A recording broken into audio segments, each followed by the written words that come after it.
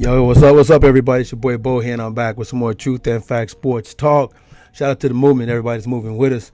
Also, shout out to 3kingsboxing.com, where you get all the latest, greatest, and boxing news. When I want to know anything that's going on in boxing, I go to 3kingsboxing.com, okay? Man, I'm excited. I'm really, really excited. I have a special guest here with me, ladies and gentlemen. Former NFL football player, defensive tackle, I believe. First got drafted for the Baltimore Ravens, then played for the Buffalo Bills and spent his last couple years over there in Carolina. So basically, he was with teams that had good defense, with the exception of Buffalo. But basically, he was with teams that had good defense. My man, Omari Jordan. What's going on, fam? How you doing, family? How you doing, Bo Bland? Pleasure to be with you today, man. Oh, man, thank you. No, pleasure's all mine, man, because I know we talk, but we never really talk about the game, you know? And that's the funny thing is we talk about everything else, but we've never talked about the game.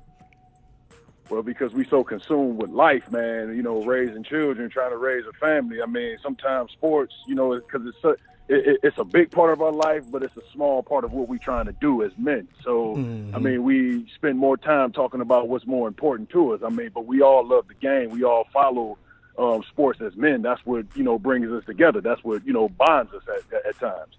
Now, I'm glad you mentioned it. Speaking of bond, right? When you play in the NFL, and you know I'm about to go with this.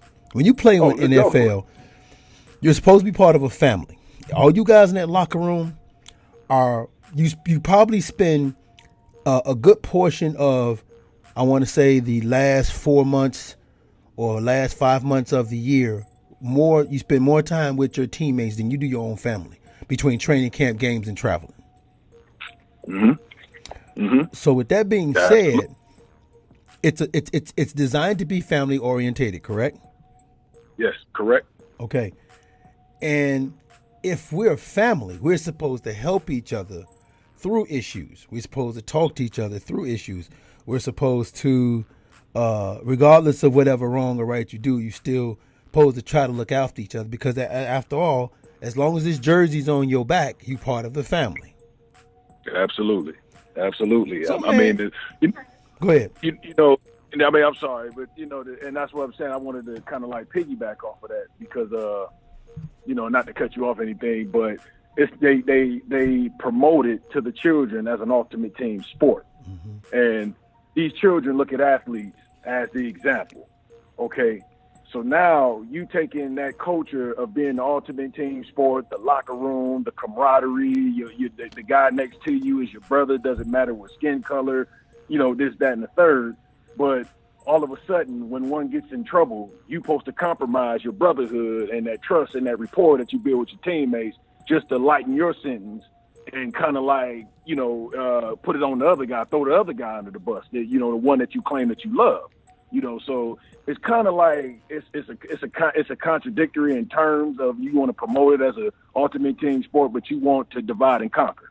Now, I'm glad you mentioned that, because this is where I'm glad you mentioned that, because this new rule by the NFL, to where if you can provide any information, if you're a PED user and you provide any information of someone else using PEDs, you get a 50% reduction of your own penalty. That has got to be the biggest hypocritical contradiction I've ever heard of, because that you're basically about to cause serious in-house trust issues amongst players. Oh, absolutely, because, you know, again, you know, you got coaches that make these speeches, you know, and you've been hearing this from the time that you've been playing Pop Warner football, that, you know, the guy next to you, the guy in your huddle, the guy in your locker room, that's all you got is you guys against everybody else. And all of a sudden, you kind of compromise, you know, your integrity. You compromise that. And see, not only does it make you a social pariah in that locker room and in the huddle, it makes you a pariah in locker rooms that you might go to in the future in free agency, or you traded or you cut or whatever like that. So that damages you. Not only do it damages you that you a PED user, it also damages you if you were compromised throwing your own teammate under the bus. So you will become a social pariah after that point. Now, what is it worth? now that which brings me to my next question. teams, most likely, most teams will take chances on you if you're a good player. But the problem is the owner isn't the person out there on the field. So if you get a situation like you said, you bring somebody in, is it really worth risking bringing this guy in simply because he can get you an extra 5 tackles a game? But the division that you're going to get in the locker room, he might get you extra 5 tackles, but you might lose 10 because everybody else ain't going to want to get a best effort because they got a dude out here that they don't care to be out here with. Mm-hmm. And that, you know what, and that says a lot. I mean, and you know, organizations really don't they will consider guys. You know, sometimes it depends on the coaching, or the locker room and the team and the organization. It depends on the coach. If the coach is great, they will consult with the players and you're like, hey, how do you feel about bringing this guy in? And, you know, and then they will really, really consider that player or those players or those coaches or that locker room. But you have a lot of organizations that would say, well, you know what? The play outweighs the trouble. I'm going to bring him in anyway, and they're going to make it work. And it's like, it kind of like they use like that bully pulpit. You know, just say, look, you know what, we going to make this work, and you going to accept him with open arms no matter what because his play outweighs his trouble, so let's bring him in. He's worth it. And you're going to accept it, and you're going to like it. And I'm here to tell you that I probably say over 70% of NFL locker rooms are like that, or 70% of NFL organizations are like that. Mm-hmm. Wow, over 70%, that's a high number, man. Well, because the reason why I say over 70%, let's be honest. I mean, look at the consistent teams that stay on top, like your New England Patriots, your Pittsburgh Steelers, you know, your Denver Broncos. You know, they every now and again they may have a year where they fall off and then they back on. But the relevant teams, they stayed relevant over the past 3 and 4 decades. You know what I'm saying? Mm-hmm. So it's like that says something. That goes to show you the strength. And that goes to strength and unity in that organization from the locker room all the way upstairs to the ownership. So yeah. When you got teams that just inconsistently bouncing in and bouncing out, that goes to show you there's an instability in that locker room all the way up to ownership. That, you know, you have a very good point because when you look at the New England Patriots, you know how far I actually would have to Google the other head coach they had other than Bill Belichick. I know they had he used to be the coach of the Giants. Bill Parcells. Bill Parcells. That's the only one I can think of. Same thing with the Pittsburgh Steelers. Before they had Bill Parcells, and then after Parcells, it was Pete Carroll. See, I forgot all about Pete Carroll. Pete Carroll after Bill Parcells. I forgot all about. Yeah, he was there for a hot minute. I forgot all about Pete Carroll. That's right, he was there. Then he went back to college. I forgot all about Pete Carroll. And then when like you said, when you look at the Pittsburgh Steelers, they got the current coach, but before them they had you know the dude with the chin, Bill Cowher, and then before Bill Cowher it was Chuck Noll. It was Chuck. It went actually. I think this coach they have now is only the third coach of that whole franchise. Yeah, third coach in about 60 years. Right. So to what you're saying about stability, you're 100% correct because you got teams like I'm in here in Chicago. They've traded coaches. I mean, left and right. I mean, and also to your point too is these same teams they're not only do they keep the coach, but they keep the staffing, which is the offensive coach, the offensive line coach, the defensive line coach, unless they get other jobs, of course. But most of the time, they'll keep them guys as well, too. So you're right about that, man. That's why this new rule, it bothers me because I'm just curious as to what is this going to do to the game because it's sending a poor message. It's sending a poor message. It's sending a very poor message in my honest opinion. I know everybody might not think that, but you start getting these guys that are popping up, guys who when they come in and walk you in to take, and then they bring you back in and say, hey, we need to talk to you. They're going to start dropping some names before the first words even get out the mouth. Well, to touch on that, see what the NFL has done over, the course of the last 2 and 3 decades. See, they hired law enforcement to be consultants of like how to handle like player suspensions and criminal situations, how we dealing with situations. See, they hire a lot of ex-law enforcement to like, use tactics. And see, this is another example how, law enforcement has, retired law enforcement have pretty much infiltrated and basically saying like, look, if you want to rectify a certain situation as far as a player getting in trouble, this is the way you do it. And, and Roger Goodell don't make it any better when he came in on that, it's a new sheriff in town and, coming in guns blazing and like that. So, I mean, you factor all that in, and it's really, really trying to come down hard on the player. Whereas, hey, we are taught and bred as men and as football players to say, hey, you made the mistake. You hold yourself accountable. Nobody told you to take the PEDs, and don't you compromise. You got yourself in. Even if you see the other guy doing it, you fall on that sword and just say, you know what, I got caught. Not I got caught and hey, I got some more information for you if you lighten my suspension sentence. That just don't fly. That wouldn't fly with me. See, and now that's what I want to bring up. They could purposely try to get guys to talk by giving them heavy sentences. Like instead of normally giving them a 5, they give them a 10 game. You see what I'm saying? Yep. So to make them talk. If you now they'd be like, hey, we're gonna give you the 10 game suspension, but now if you know something, it could only be 5. Because if you're not playing, you're not getting paid.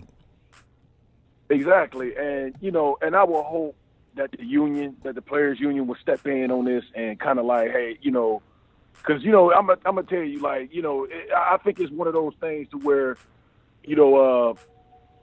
they basically just they basically like saying, hey, I'm gonna use this power play. Let's see if the union stand for it, and if the union says that, which I doubt, I'm gonna give our union the benefit of the doubt. Now I will hope they will step in and say, this is not gonna go down. This is not gonna fly, and if you try it, again, we're gonna walk out. We're gonna strike.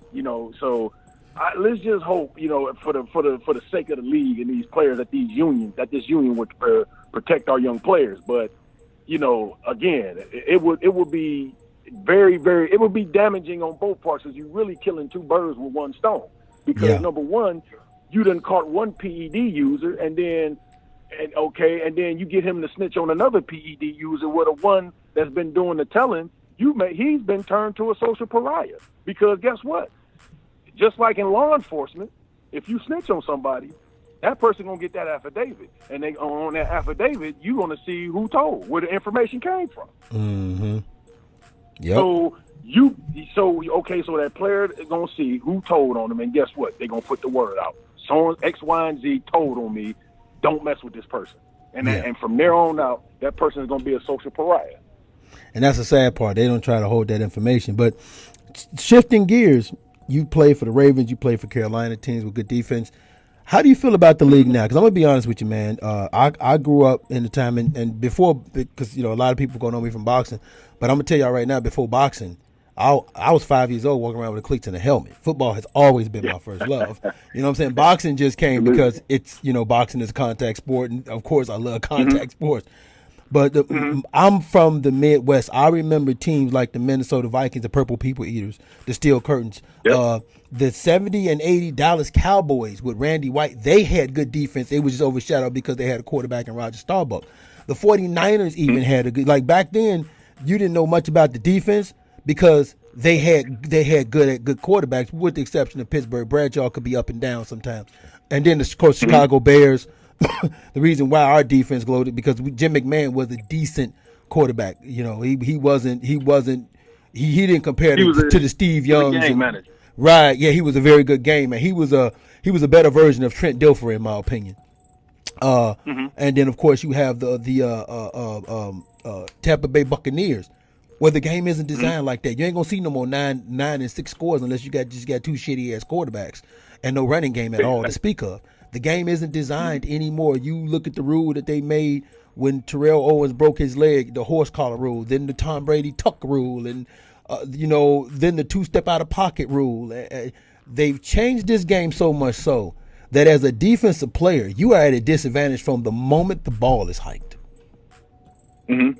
Well, it's a plethora of things that, for the reason why the game is being played today. And again, just like you, I grew up in the Midwest in Cleveland, Ohio, so I've grown up watching the Steelers and the Browns, low scoring and defense. You've seen all three phases of the game, from offense, defense, and special teams play a role. And then me playing in Baltimore, where games used to be, we play the Steelers, the games would be 12-9, you know what I'm saying, or 15-2, stuff like that. Correct. Well, right. The problem with that part is, the more, hard-nosed football fans are like dying off. That constituency numbers are dropping because it's like we're dying off. We're phasing our way out of life. And what is being promoted and marketed to now is more of your like younger, more women. A lot of women watch NFL football, and a lot of younger, latte drinking. I hate to say it like this, but pansies and stuff like that, little twinkle toes and stuff like that. See, these type of people. Don't hate to say it because to be honest with you, they're appealing to the demographic that like shootouts. I'm talking about high-scoring games because the white-collar crowd. They're appealing to the crowd that like the shootouts because those are the people that come to play. Like you said, diehards like me and you, I've always enjoyed games like that because it was like playing chess. It was like watching two chess teams play, So they've changed the rules, and I think injuries might have played a part in it too. So they've changed the rules to be more of a shootout. That's another part of it because the women and the more white-collar crowd, they want to see higher scores. They want to see, because you got to be honest. Because the NFL is really competing also with the NBA. That's true. The NBA got no hand check rule to where you see an NBA team scoring 100 like it's no problem. You seeing NBA teams nowadays score 100 points in the first three quarters. Yeah, so without the damn star player on the court. Exactly. So the NFL has to keep up with that. Okay. So they have to, market it, higher scores, which means that you got to protect the offensive players. And then, see, here's another little slick one, too, that they also like to throw in. Because, you see, the NFL is a big corporation. And, see, what they do is they like to kill two birds with one stone. Okay, so you lighten the hits. What that also does, because, see, they got this big concussion case that they sure do. That's been passed. So that now they don't want players long term to be, they don't want to be held liable for Rocky Balboa cases, So what they're gonna do is like, lessen the hits, try to be like, player protection, player friendly, and all that. Like it's more of like a flag football game. So it's like they're killing that bird, and then they also driving up, the scores, and when you look at NFL scores like 35 to 42, and see that drives the game. That opens, and you seeing a lot of more records being broken. Drew Brees breaks Dan Marino's single season passing record, So it's more of an offensive friendly game now. So I think those days of the black and blue division and those hard nosed games, those days are gone. Oh, gone. They're going. They're dead. They're buried. They didn't put a shovel on it. they didn't do the dirt over the coffin on them. You have a new constituency. You Right. have a new constituency, and they're not interested in because now they're even talking about eliminating special teams.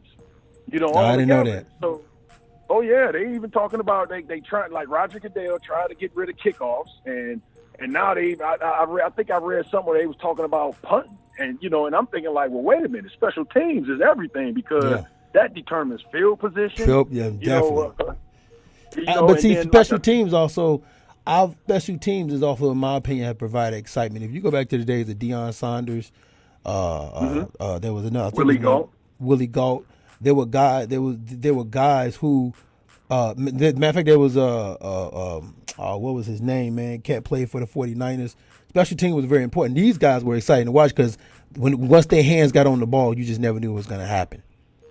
Absolutely. And see, a special teams, it changes a course. It can change the course of a game. One big return that can ignite an offense. Those are momentum shifters. When you get a kick or a good punt return or a punter punt the ball and it drops right on the 1 yard line and it backs up the offense, and see that helps the defense. That gives the defense a more sense of urgency. That gets the crowd hyped. So good special team play it's the most important part of the game. It ain't offense and defense. It's the most important part of the game is special teams. But again, this constituency, they don't know. They're not in depth on what makes the game the game. They just want to see offense and defense. But see, if you get rid of special teams, you know how many jobs you're getting rid of? Oh yeah, you losing a lot. Yeah, absolutely. You get rid of a lot of jobs. Again, but we're talking about this new constituency. These are white collar people that they can, that they trying to cater to, and they all about cuts and losses. So, that's true. You think they're gonna be sympathetic about who gets cut and who get cut out? They just want to see the ball go up and down the field and hard hits or interception every now and again. That's so very true, man. Now let me run this by you because I want your opinion on this, and maybe you can help me explain. Maybe you can help me with something. Mm-hmm. I give mad props to teams like the Giants. I give mad props to teams even like Philadelphia, and I'm saying this because they was able to beat the Patriots, and they beat the Patriots by doing one thing that for whatever reason other teams don't do is when you get a lead, you remain aggressive. For the sake of my life, I've never understood why when these teams get these big leads, they go into the cover 2 defense. And I was watching TV and my daughter, this is what really inspired me to do the show, the talk thing, because my daughter said, Daddy, you still know the game. I said the cover 2 defense was never designed for you to run almost 5 to 10 minutes. It was only designed for a 3rd and long, 2nd and long type of play. It was never designed to run that long because if you go into cover 2, a good quarterback will see you in the cover 2 like Tom Brady and go no huddle and pick you apart because you have made no substitutions or correct substitutions or the correct calls. And all he needs is to get, like, he has got people that has the ability to get 20 yards here, go down, line up, spike the ball, 20 yards there, go out of bounds. The cover 2 defense was only designed for one play. It wasn't designed to be ran that long. So why do teams, when they get these leads, go into this cover 2 defense or sometimes what I like to call the overstacked prevent defense? Well, the thing is with the prevent and the cover 2, those are like a lot of zone defenses, and and I call the prevent. I hate calling prevent like towards the end of the game when you got a sizable lead, because all the prevent really means is that you trying to prevent yourself from winning. So that's true. That's the old saying we always use in the NFL. Like you using you running a prevent, you trying to prevent from winning. But in that cover 2, all these zone defenses, like a quarterback like Tom Brady, who has made a living of dinking and donking and taking what the defense is giving him, and he has those receivers that run those little short underneath routes anyway. So if you're going to run a zone defense against him, you pretty much catering to him. You pretty much playing into his hands because he's going to march and dink and donk down the field because Tom Brady is very, very patient until you get impatient and you bite, and then he's going to hit you long. But one of the biggest problems is with that, when a lot of teams get scared, they want to start playing conservative. They want to they don't want to take any chances. Well, hey, I look at it like this. Stick with that same game plan that got you that sizable lead and extend on it more. Don't be happy. Don't be content, because the minute you become content, then guess what? You allowing the opposition to gain ground, and you want to keep that opponent smothered into submission. So when they start running these zone defense, start playing conservative, want to, ground and pound the play. I mean, I get the want to run the ball, but no, you stick to your offense. You stick to the game plan until you see that other coach start putting in substitutions and pulling his starters, and then that's when he's conceding. Okay. Yeah, and now I'm glad you explained that, because for the sake of my life, I was like, wow, because sometimes I wonder, as players, and I know you're going to speak for the defense side of the ball, do you hear them make a call sometime and you guys been huddled and you look back at the coach like, are y'all for real with this play right here? I'm going to tell you something. Let me explain that. I mean, sometimes, we have players, and I've been on, let's just say, I've been on experienced, more veteran-led defenses, like in Carolina and Baltimore, not to throw anybody on the bus. There's been times where the defensive coordinator is sending a signal, and then our, the person that play call like, no, scratch that. We not running that. You know what I'm saying? Okay. And we, and then so we go back to the sideline, and the defensive coordinator say, "Hey, I thought I called, man 2 cover 4," and he's like, "Hey, nah," because they had a nickel, they had a slot, and he was gonna take advantage of our nickel. We had to get up out of that. And sometimes, there's been other times to where a call has been made, we would see something on the field, and then we would audible right there. I mean, and sometimes when you got a good unit, a lot of coaches will give you that leeway of saying, like, look, we're not out there, you out there. We just gonna call based on what we see on the sideline. But what you see on the field is a total different story. So if you see something that we don't see, and we at a disadvantage, then you can audible out of it. Because Carolina, and I hate to, I'm not bragging, but I like to say we at that time when I was in Carolina, we had the best defensive line in football. Now Warren Sapp and the Tampa Bay Buccaneers might have something to say about that, but yeah, baby, they are. Come on, Big Warren. Oh yeah, and no disrespect to the Buccaneers because they were great, but yes. But at that time when we was going to the Super Bowl in Carolina, we felt we had the best defensive line in football. So us as a defensive line, we would see things, and we had veterans, Pro Bowlers that would say, "Scratch that, we ain't running that." You know what? No, you go inside, you take the A gap, I take B. We got this, and then it'd be shut down, and the coach say, "Hey, did you guys see something we didn't see?" "Hey, we seen it." No, we was gonna get exposed running that. So, right. But yeah, we absolutely look to the sideline like, dude, we're not running that. You see Peyton Manning throwing audibles all the time. Right. Because I've seen it on the offensive side before. Like because most of the time they would have the offense. They started just doing the defense, but the majority of the time they would have the offense mic'd up, right? So you would see it and you would hear it. What they be like. I remember Phil Simms one time was like, "What kind of fucking call was that?" Exactly. I mean, and that's when you normally see, like, if you look at that footage of Tom Brady and the Texans coach, I think his name O'Brien. Well, O'Brien was the offensive coordinator a couple years back, and you would see him and Tom Brady going at it on the sideline. And when you see quarterbacks arguing with offensive coordinators, or when you see defensive coordinators arguing with the team best defensive player, that's what it normally be. No, I called this. No, I seen something different. It ain't what you called with some bullshit, and we wasn't running that.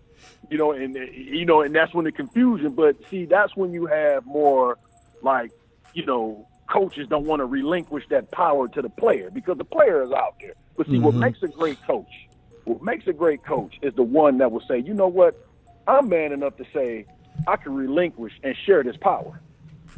I don't have a big ego. Those are the coaches that make it to me. Say, I don't have a big ego. I trust you. Because because people with insecurities don't trust people. They think, okay, if you do something other than what they do, they think you trying to take their shine. Because let's be honest, these assistant coaches looking to be head coaches one day, and their careers are predicated on the defining moments where they made the great call. See, that's what if it was me, I'm glad I'm not playing today. If I was on that Seattle Seahawks team, that camera would have went from the end zone immediately to the sideline because you would have seen me choking the hell out that offensive coordinator. You don't throw a slant on the 1 yard line, and you got the best running back. That's averaging 3.8 yards per carry. Yeah, and then the play prior to that, the play before that, he just ripped up a 9.5, 10-yard run, and then you get on the 1 yard line, the most powerful beast mode. Okay. You didn't want to get him to go ahead touchdown, and then New England was stuck in that nickel defense. Yeah.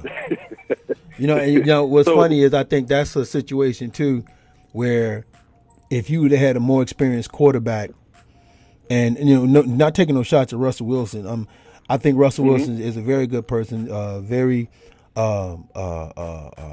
open-minded player, and I think he trusts the calls that's being given to him. So Absolutely. He doesn't look to kind of bucket because he trusts these calls. He's like, well, listen, this is what got us here. I trust these calls, and I know my coach. But I think a more experienced quarterback like a Tom Brady, Aaron Rodgers, Peyton Manning, audible. We're giving this guy the ball. We're giving him the ball. If it ain't broke, don't fix it. Right. We're giving him the ball. Don't get out of character towards the end of the game. The thing of it is about these games was so unique about this game. You had a whole week to come up with your game plan.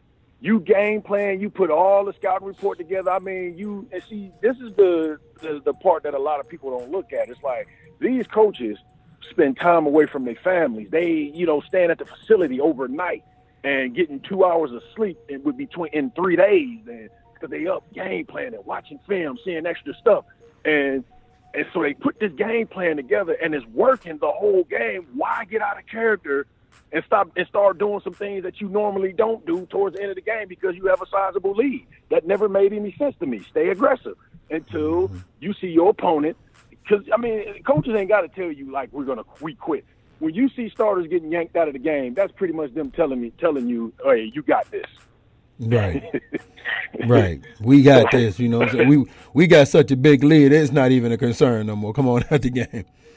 Yeah, I'm not trying to get anyone hurt. Tom Brady, like that Falcons Super Bowl, you up 3 scores and it's the fourth quarter with 4 minutes left. Okay, Belichick is pulling Brady out the game. Hey, listen, guys. Hey, look, I'm not trying to get Tom hurt. Look, and then that's when you just run the ball because this backup ain't going to put up 4 touchdowns in 4 minutes. That's true. That's so true, don't. Man. Yeah, so just wait until the other team start pulling starters. That's true. Look, Big O, I know, and it's crazy because me and you always get together and we say, man, we're going to chop it up for a few minutes, and it turned into like 2 hours, but we didn't win 30 minutes already. So I'm going to end it here, man. I'm going to get you back on because there's more to talk about. There's trades, there's deals, there's cap. There's so much that I want to talk about. And then, the season kicks up. Preseason, I believe, starts in August. This actual season kicks up in September. So I want to get your opinion on who you think is going to be the front runner. Do you think that what's going to happen with Dez Bryant?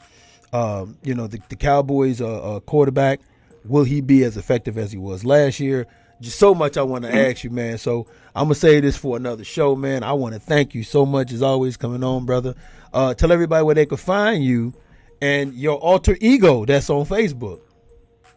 Well, I go by a couple of names, Big O, and I go by the Olosifer, and but now I just got my regular name, Omari Jordan. So you can look me up on Facebook. I make some posts sometimes that's popular or not too popular, but it's how I feel sometimes, and I'm open for debate on a lot, but intellectual discussions, no, trolling or anything like that. But, normally, I go on Facebook for shits and giggles to have fun with people and get serious and talk about some real issues. Just like we alluded to in the beginning of the interview, I'm more into life now. It's a lot of serious things that's going on in life that we need to discuss. So that's what I'm pretty much on right now. That's right. And you also are I have to say a loving father, because I have seen you with your daughter. I know that's private. And we keep it that way. You already know my situation. Oh yes, sir. Yeah.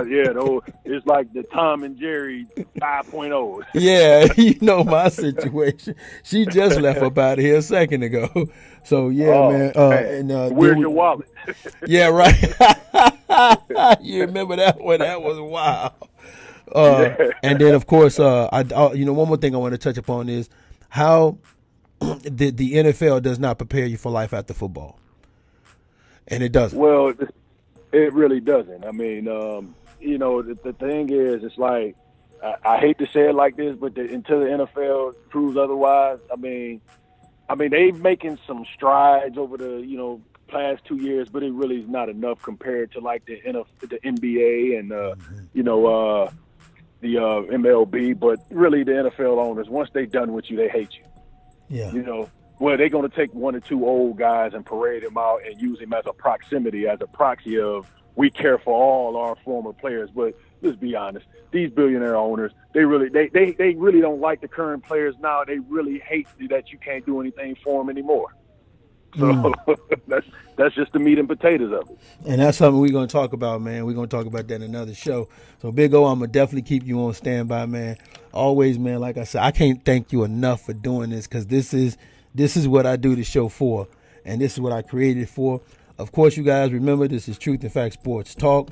Big O's gonna come back. Again, go to 3kingsboxing.com. That's what I'm a part of for some of the latest, greatest articles that drop. For my man Big O, from my man Bo, hey, we are out.